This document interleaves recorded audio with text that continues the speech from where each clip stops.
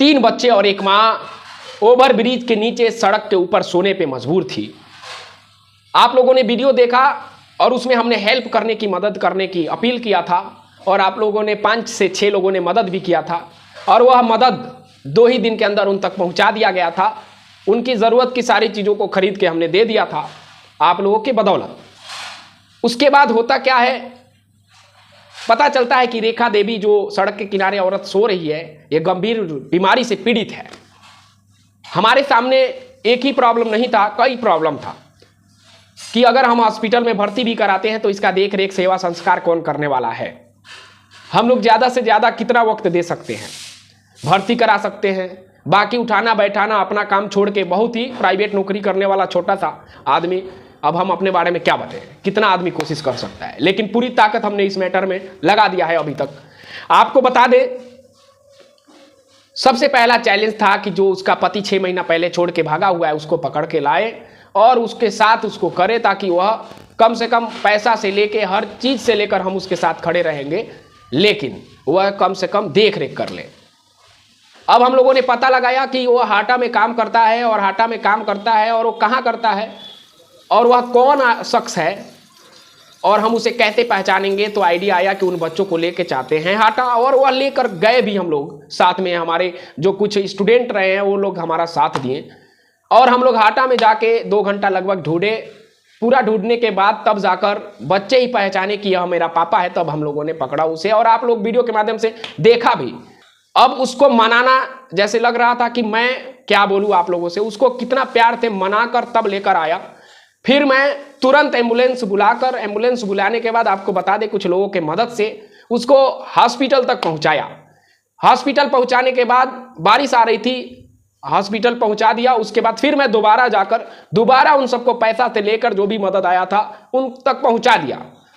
फिर एक रात, एक दिन रहने के बाद दूसरे दिन पता चल रहा है कि वह राम प्रताप पटेल अपने पत्नी को लेकर भाग आया है और डॉक्टर हमारे पास फोन कर रहे हैं, नर्स वहाँ पे, कंपाउंडर वहाँ पे फोन कर रहे हैं कि आपका मरीज भाग चुका है। मैं सवाल भी किया कि कैसे इतने बड़े अस्पताल से मरीज भाग गया और आप लोग कहाँ थे। आप लोग तो बिल्कुल जिम्मेदारी से भाग रहे हैं, तभी जाके ये मरीज भागा हुआ है।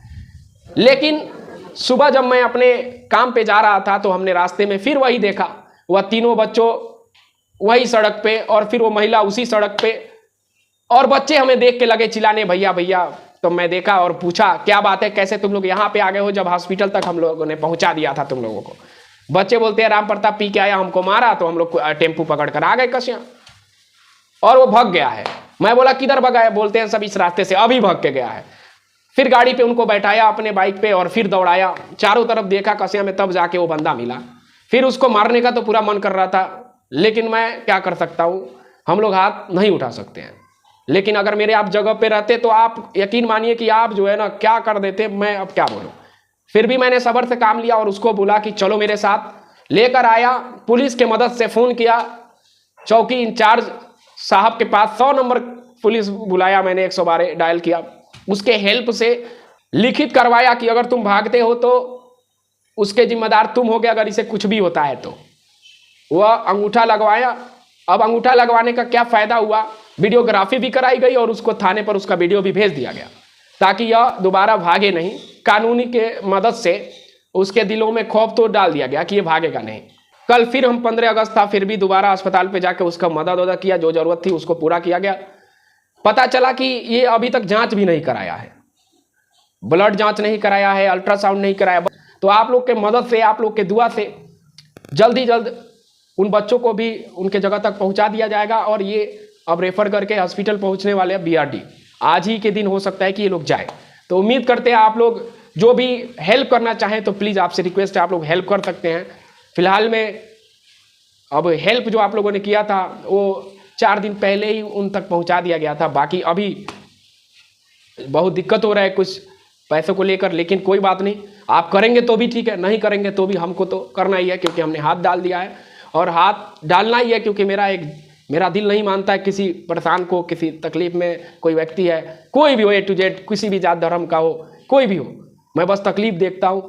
और आप लोग के दुआ से मेरे ये औकात तो बिल्कुल नहीं है, लेकिन हाँ मेरा शरीर जहाँ खड़ा होता है वहाँ काम तो कुछ आता है। अस्पताल पे भी कल उन लोगों को बोलना पड़ा, सुनना पड़ा, तब जाके वो लोग टाइम से हर चीज़ कराए। दोस्तों बहुत सारी चीज़ें बहुत आसान नहीं होती है जितना दिखती है।